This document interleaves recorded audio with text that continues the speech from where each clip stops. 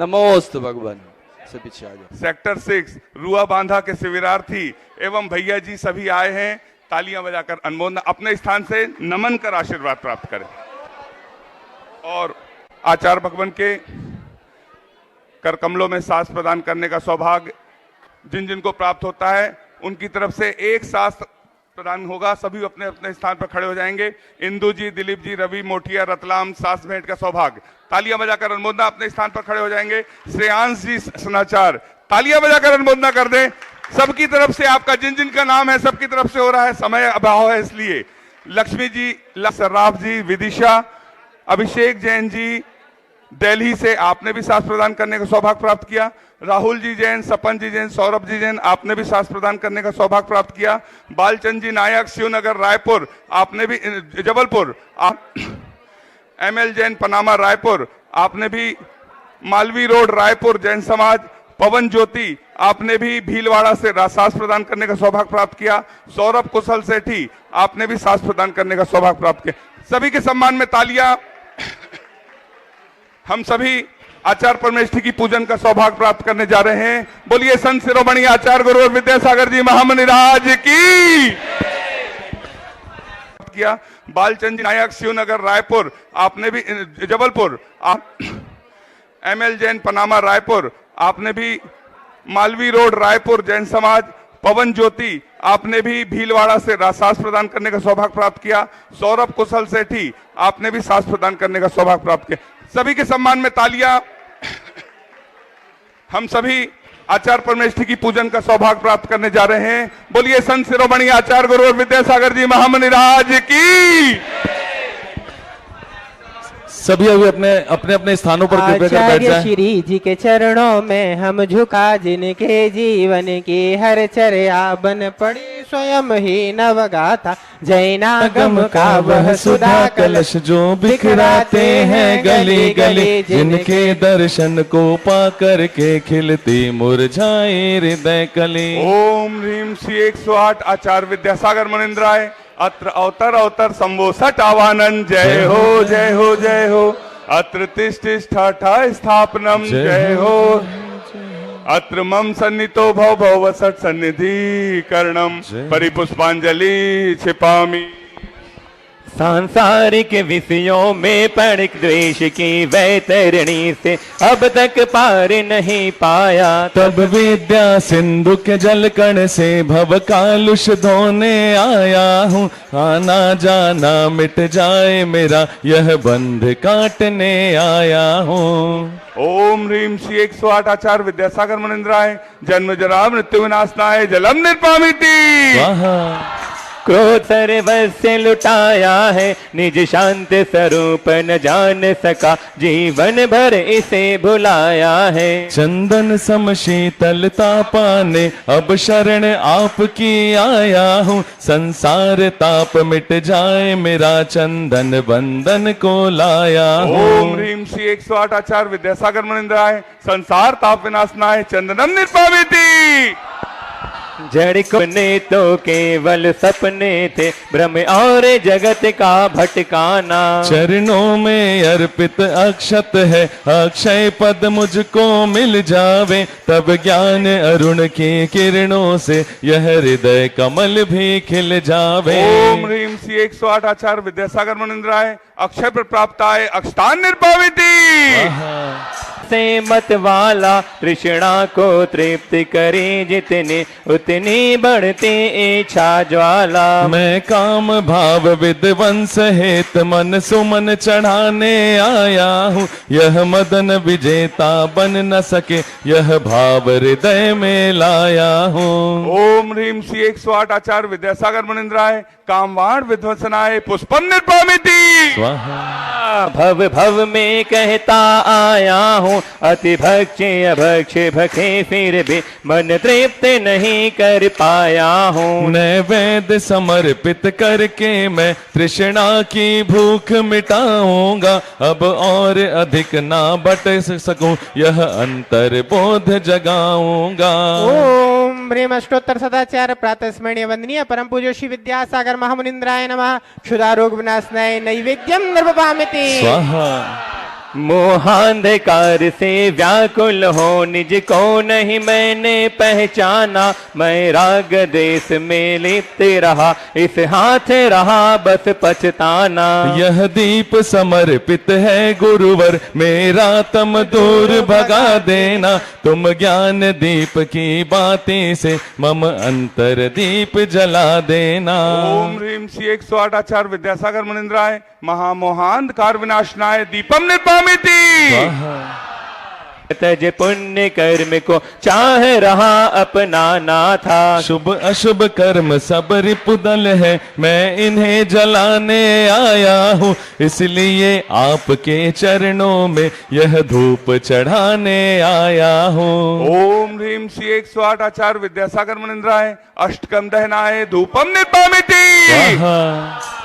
भोगों को इतना भोगा कि खुद को ही भोग बना डाला, साधे और साधक का अंतर मैंने आज मिटा डाला। मैं चिदानंद में लीन रहूं, पूजा का यह फल पाना है, पाना था जिसके द्वारा वह मिल बैठा मुझे ठिकाना है। 108 आचार्य विद्यासागर मुनिंद्राय महामोक्ष प्राप्ताय फलम निर्वामिति।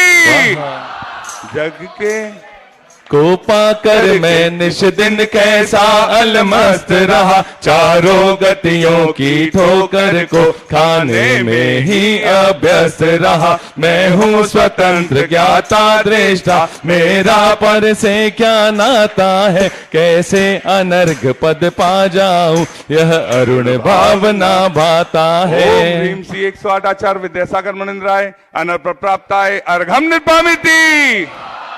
हे गुरु भाने आया हूँ, सबका सारा दुख दर्द हरो, यह अर्घ भेंटने आया हूँ। हे तपो मूर्ति हे आराधक, हे योगीश्वर हे महासंत, है अरुण कामना देख सके युग युग तक आगामी वसंत। ओम ह्रीम श्री 108 आचार्य विद्यासागर मुनिंद्राय जय माला पूर्णार्घम निर्वामिति।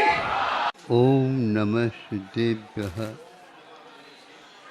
अहिंसा परमो धर्म की आचार्य गुरुवर श्री कुंद कुंद भगवान की, आचार्य गुरुवर श्री ज्ञान सागर मुनि महाराज की, संत शिरोमणि आचार्य गुरुवर विद्यासागर जी महाराज की, समस्त आचार्य संघ की।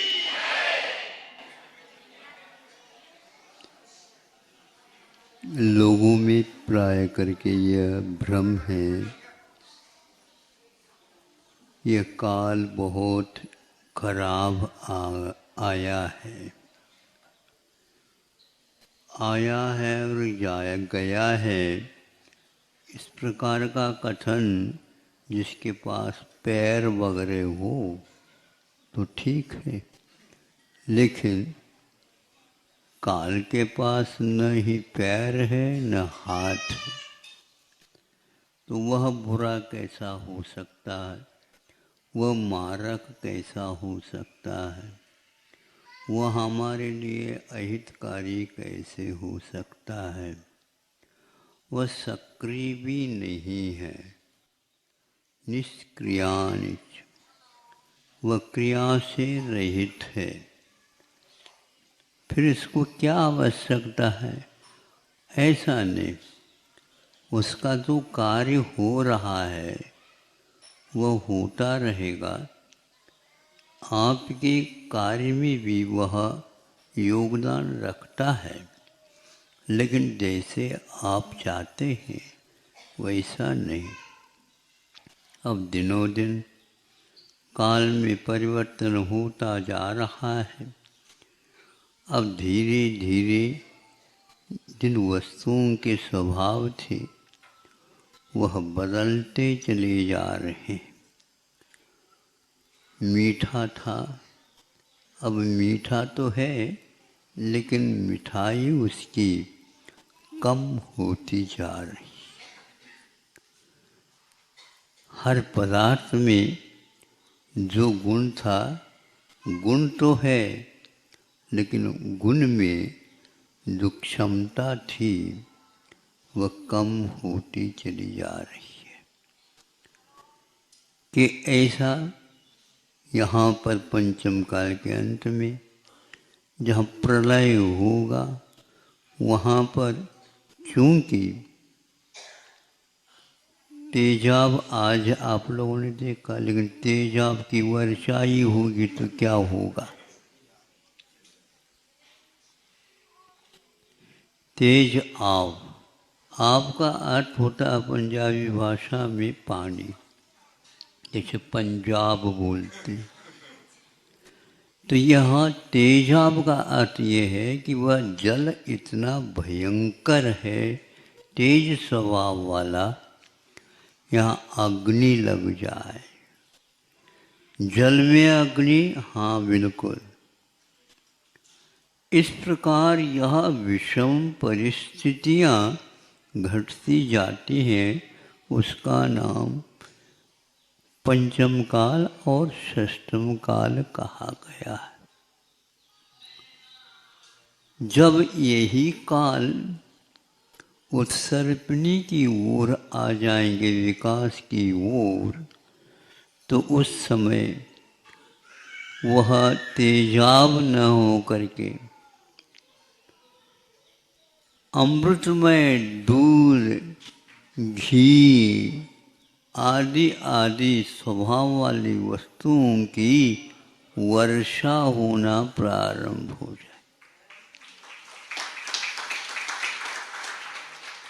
अब पानी आ जाता है तो पनाल के नीचे बाल्टी वगैरह रख करके पानी का संग्रह कर लेते हैं।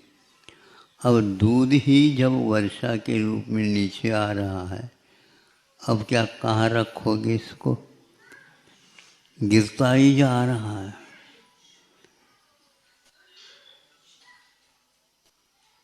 49 दिन तक लगातार इन शुभ वस्तुओं की वहाँ पर वर्षा होगी। धरती ऐसी होगी कोमल कोमल, और उनमें से वनस्पति का निर्माण होता चला जाएगा। ये कौन सा काल? ये चतुर्थ काल। तो उसके ऊपर ललाट पर लिखा हुआ ये चौथा काल है, ये पंचम काल नहीं। ये सब ललाट पर लिखा तो आपके ही ललाट पर है। आप ही इस प्रकार तेज आप इस तेजाब को फेंकने की भी बात करोगे और पीने की भी बात करोगे। ऐसा विषम कर्म आप लोगों ने बांधे हैं, फलस्वरूप आपके लिए विषम स्थिति सामने आएगी। उसी नरक में नारकी, जहाँ पर रात दिन मार काट में लगी हुई है, वहीं पर देवलोग भी जाते हैं। उनको उसको मार काट का कोई प्रभाव नहीं पड़ता। अब पूछने की बात यह है, उनके पास भी वैकृत शरीर, इनके पास भी वैकृत शरीर, फिर इनको क्यों नहीं होता? क्योंकि यह पुण्य प्रकृति है और नारकियों की पाप प्रकृति है। आपको क्या चाहिए? पल्ला तो फिर पलाओ,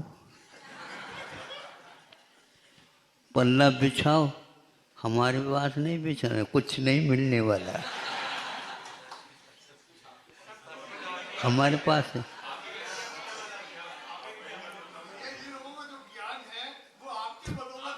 बदौलत है।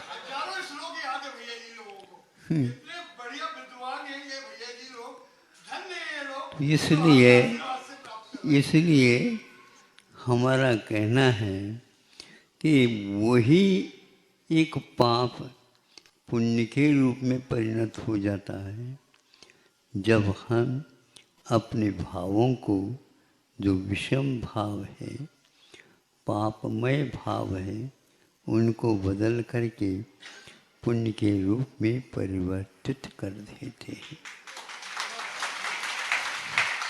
उन पापों को पुण्य के रूप में परिवर्तित करने के लिए ही ये शुभ भाव किए जा रहे हैं, ये शुभ कार्य किए जा रहे हैं, यह शुभ वार्ता की जा रही है। सबके प्रति शुभ भाव रखना ही तो धर्म है। हम तो अपने स्वार्थ की बात करते हैं तो वहाँ पर पुण्य कम और पाप ज़्यादा। नहीं चाहते हुए भी है, इसलिए उस पापमय भाव को छोड़ने का प्रयास जहाँ कहीं भी लोग कर रहे हैं वही धर्म भूमि है, वही धर्मात्मा है और उनका भविष्य भी धर्ममय होगा। इसलिए आप लोगों से कहना है, जहाँ कहीं से आप आए हैं, जो नहीं आ पाए उनके लिए भी यही कह देना, महाराज जी ने क्या कहा, जहाँ कहीं भी रहो कोई बात नहीं, लेकिन सबके प्रति शुभ भाव रखा करो। यही एकमात्र धर्म है। धर्म का कोई और कोई भी स्वभाव नहीं है। तिलक नहीं लगाया, बड़े बड़े तिलक लगाने से धर्मात्मा होता है, और जिसके पास तिलक के लिए भी पैसा नहीं है उसका क्या होगा? सब ठीक होगा। ये एकमात्र ऊपर से हम मन को शुभ की ओर लाने का प्रयास करते हैं। हम वैसे इन दिनों में बोलते नहीं हैं, बोले तो किससे बोले अब खूब बोलना हो गया।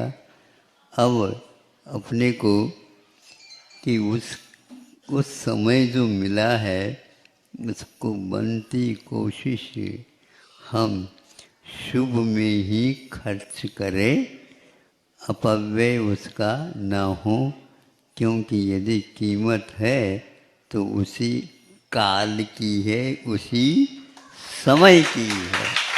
अहिंसा परमो धर्म की। ओम नमः सिद्धेभ्यः। ओम नमः सिद्धेभ्यः। अहिंसा परमो धर्म की। आचार्य गुरुवर श्री ज्ञान सागर मुनि महाराज की। सुनने में आया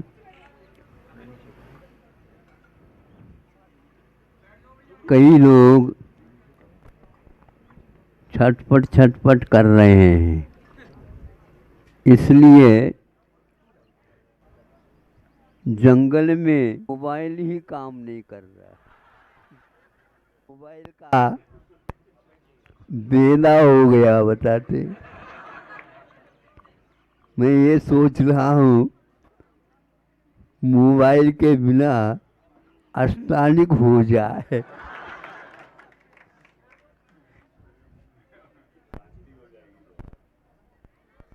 जिस इलाके से हम आ रहे हैं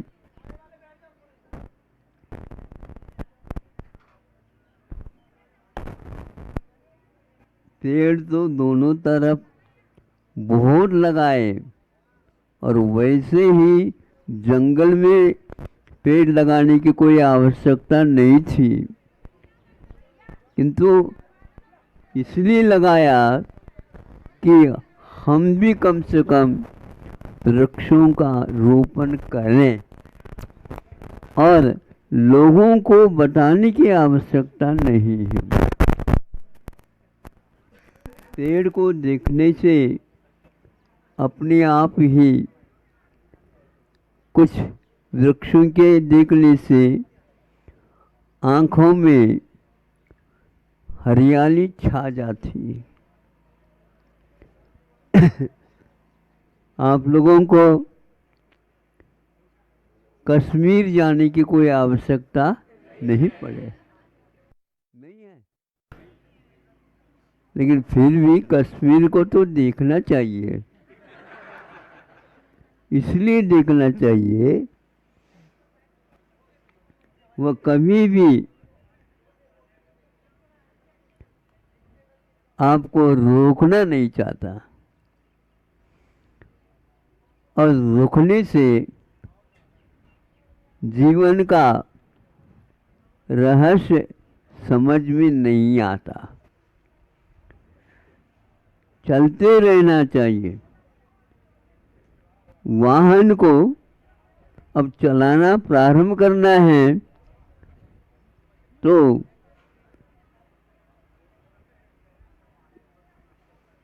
उसके लिए हरी झंडी दिखाई जाती है। आप सब लोग लाल कपड़ा पहन करके आएंगे, हम तो आपकी ओर नहीं देख पाएंगे।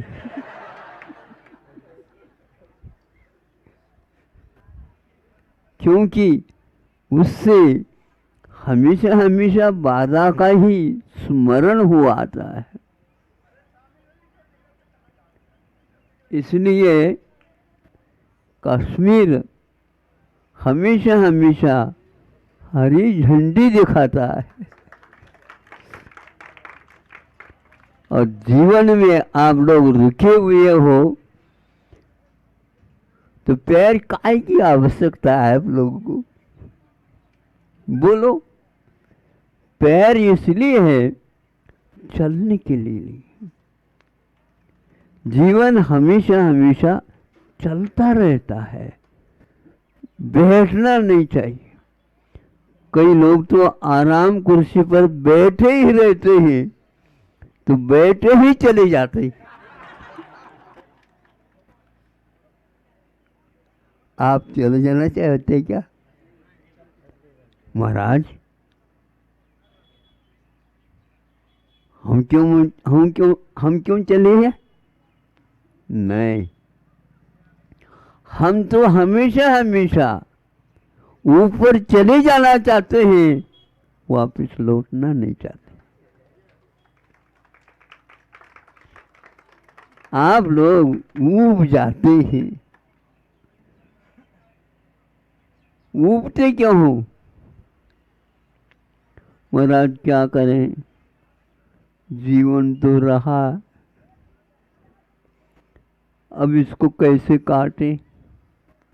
जीवन काटने के लिए नहीं है, जीवन जीने के लिए है। जीवन यह मरने के लिए नहीं है, किंतु यह जीने के लिए है। इसके रहस्य वही देख पाते हैं। ये सारे के सारे जंगल में रहने वाले जानवर तो है ही, हिंस्र पशु भी यहाँ पर खेला करते हैं और आप उसको देख करके भाग जाते हैं। यदि आप उनको देख करके भागेंगे नहीं और शांति के साथ उनकी ओर देखते रहेंगे तो फिर वैरम मध्यम न केनवी, वैर किसी के साथ मेरा नहीं है, ये कहने की कोई आवश्यकता नहीं पड़ती है। तो अभी अभी ब्रह्मचर्य और किसी ने जोर से माइक पर कहा, आगे अमरकंटक में कुछ होने वाला है, बताते।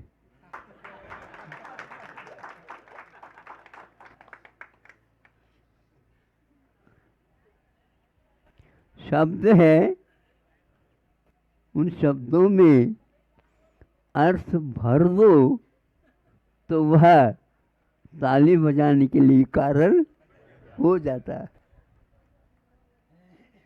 तो उन्होंने कहा, अगर आप चाहते हैं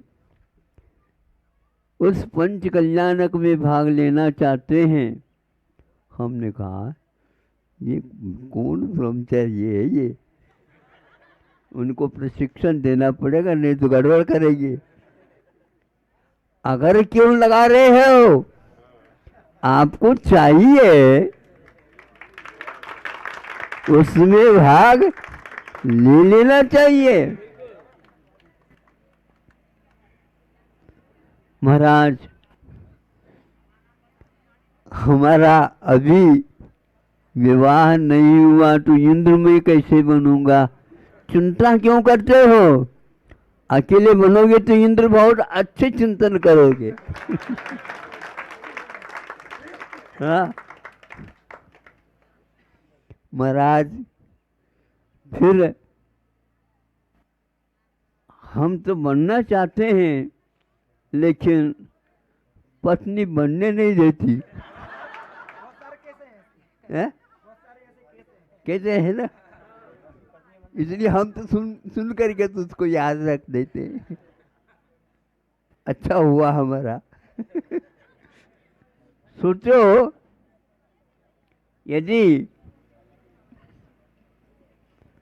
पत्नी बनने नहीं देती है तो इसमें कोई बाधा है क्या? ये तो अपने मन की बात है और अच्छा है, अच्छा है।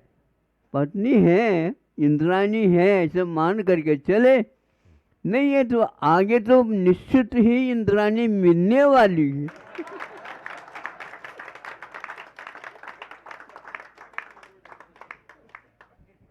ये तो पहले से लिखा हुआ है ग्रंथों में। जो धर्मात्मा होता है वो देव बनता है और देव कभी भी अकेला नहीं रहता। सुनते हैं कम से कम 32 है व्यंतरों में। हाँ फिर नहीं तो हजारों लाखों में। उससे तो दूर रहने के लिए तो ये अष्टानिक आदिक पंचकल्याणक आदिक करना है। पत्नी को समझना चाहिए कि पति यदि इंद्र नहीं बनना चाहता तो क्या हम इंद्राणी नहीं बन सकते? हम भी इंद्र बन लेंगे। है? महिलाओं को ऐसे क्यों सोचना है? मैं इंद्राणी बन सकते हैं महाराज। अरे इंद्र बन सकती हो, इंद्राणी क्यों समझते हो? इंद्र का अर्थ होता है आत्मा। क्या आत्मा नहीं है आप? हैं? बिल्कुल। इंद्र का अर्थ होता है आत्मा। आत्मा तो सबके पास है। आत्मा को देखने के लिए तो सब जोड़ा फीड़ा सब आप कर दो, कर दो। उसमें कुछ भी नहीं है। हम सांसारिक बन करके सुनते हैं, देखते हैं तो धर्म का स्वरूप अलग आता है। किसी ने उसी समय पर कहा महाराज यहाँ पर कोई भी मोबाइल ही नहीं चल रही है।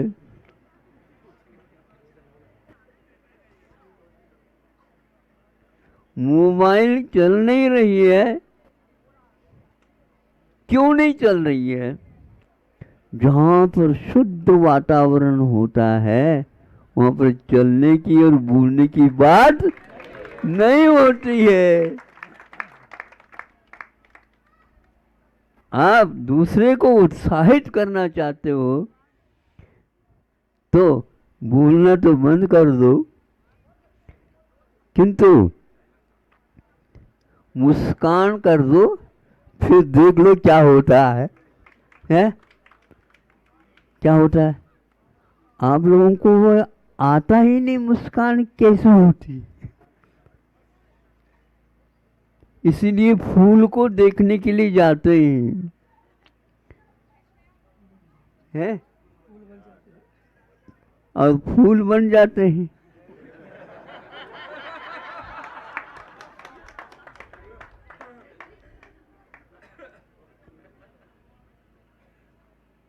क्यों अप्रैल आ गए? अप्रैल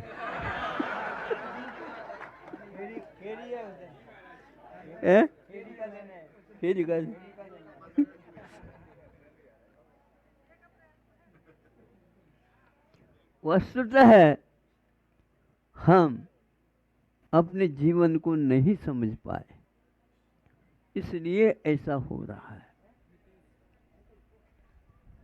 कई विदेशी लोग मोबाइल से धीरे धीरे मित्रता छोड़ रहे हैं और वो समझ रहे हैं यह शत्रु है। आज का यह सबसे महत्वपूर्ण सौभाग्य का दिन होगा, हम मोबाइल को शत्रु समझ लें। यह एक दिन निश्चित रूप से घृणा कराएगा और आप पागल बन जाएंगे। पागल बनना नहीं चाहते हो तो इसको पहले से ही 4 व्यक्ति उठाने से पूर्व में स्वयं चलते हुए उस ओर चले जाए, सबसे महत्वपूर्ण माना जाता है। क्योंकि हम मरण ही नहीं कर सकते, हम तो अमर पहले से हैं। वही अमर है ऐसा नहीं, ये अमर कुछ समय के लिए है। हमारा तो अमरत्व आत्मा का स्वरूप है, आज तक नहीं मरा और नहीं मर सकेगा, ऐसा आत्मा का स्वरूप है। इसलिए कहाँ पर पैसे भी खर्च कर रहे हो, समय भी खर्च कर रहे हो और आरोग्य को भी खर्च कर रहे हो। बीमार पड़े हो, आपके लिए कहीं चिकित्सालय नहीं है। आप भले ही सोच लो, विचार कर लो, आपकी चिकित्सा कहीं भी नहीं हो सकती,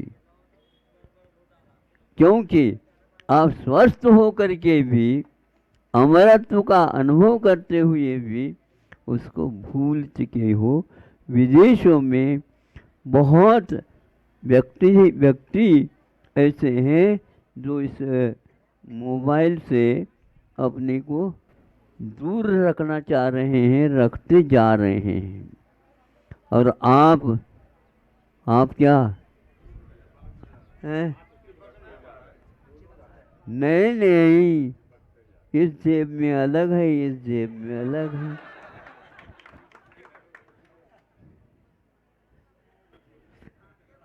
पैंट के जेब में अलग है, इधर के अलग है। गले में एक अटका रखा है, सही है। क्या कर रहे हो ये? नहीं, अब तो बड़े बड़े बनने लगे। अब क्या है ये?